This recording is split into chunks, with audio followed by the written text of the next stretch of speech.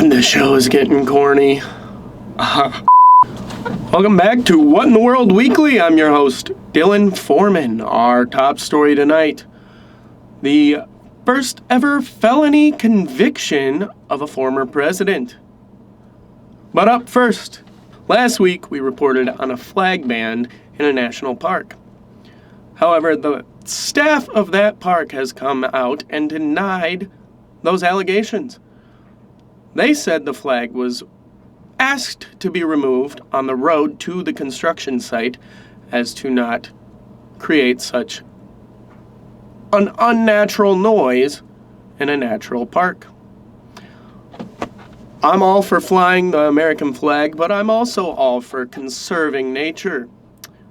Near where I live, a lot of solar panels have taken over fields where deer used to graze and bed. Now they're all over the streets getting hit. Let me know which side of the fence you guys fall on down in the comments and what you think of this situation. Our next story tonight: Mike Tyson has been hospitalized due to internal bleeding that caused an ulcer. His fight with Jake Paul is definitely in jeopardy, and if I had to guess, is not going to happen. We'll have to see what happens, but I think the younger Paul brother dodged a bullet here. Our next story tonight: a while back, the largest snake in the world, the northern green anaconda, was discovered. There's video footage of the scientist who discovered it swimming with that snake. It is 5.5% larger on average than the southern green anaconda, which used to be believed to be the largest snake in the world. However, I'm here to tell you I've discovered the smallest snake in the world. That's right, it's been with me my whole life, and it's in my trousers. Life's unfair. Our next story tonight: Fiji Water, a bottled water company, has a massive recall on their products. How do you mess up water? You put it in the bottle? That's it. Either it's a disgruntled employee or they got some parasites in their water. Anyways, don't drink Fiji water for the foreseeable future, and we will keep you updated. Our next story tonight: Mexican officials say that a 19th century mummy lost its arm because it was handled incorrectly by a museum staff. I know people that have lost their arm in the last 3 years. This guy should consider himself lucky it took 200 years for it to fall off. But in all honesty, that staff member will most likely be out of a job. Rightfully so.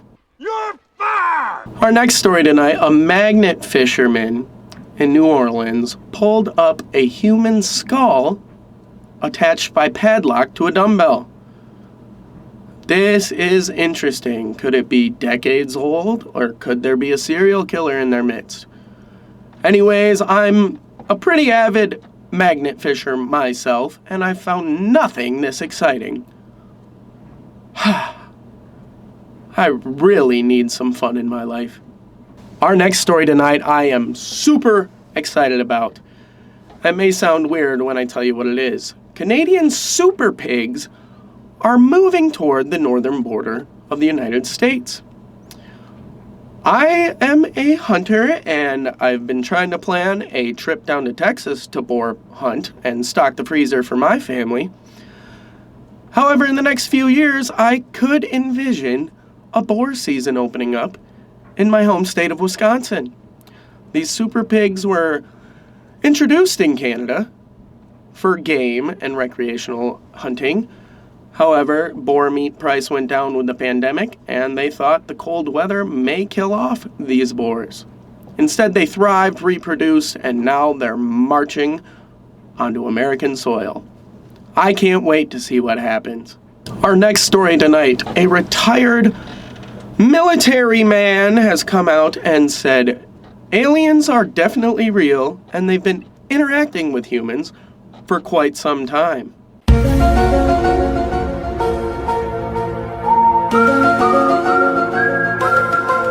He says that he was made to hold back on top secret information, and failing to do so may lead to a catastrophic event. Does that mean we're all going to panic and start doing a Salem witch hunt on aliens? Who knows? We'll have to wait to see. It's been a crazy decade so far.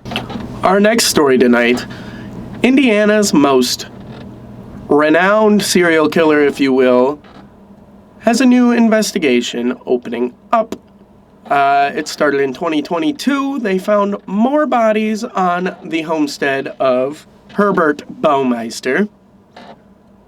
And while he's already in prison, his kill count keeps going up.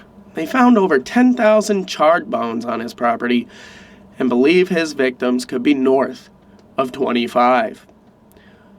We'll have to wait and see. However, I don't think his notoriety will hit anywhere near Wisconsin's own Jeffrey Dahmer. Speaking of felonies, that brings us to our top story tonight. Donald Trump has been convicted of a felony in his hush money trial. I'm sure it will go to appeals, and sentencing is awaiting. I'm just shocked that in the last 100 years, this is the first felony conviction of a former president. I mean, between illegal wars, introducing crack to the black community on purpose, there had to have been some felonies that could have easily been convicted. However, now that everything's a popularity contest in our government, instead of anybody actually having plans to improve the country on either side of the aisle, we just have to smear or bolster ourselves and hope we get elected. To me, it's disgusting, and that's why both parties need extreme reform. We'll see what comes of this. And who, if not Trump, will be the Republican nomination. Anyways, guys, this has been What in the World Weekly. Let me know your thoughts in the comments. Like, subscribe, and share. And I hope you guys have a great week coming up. Clips will come out throughout the week from this episode. And I will be back with a new episode next Sunday. Have a great one, and good night.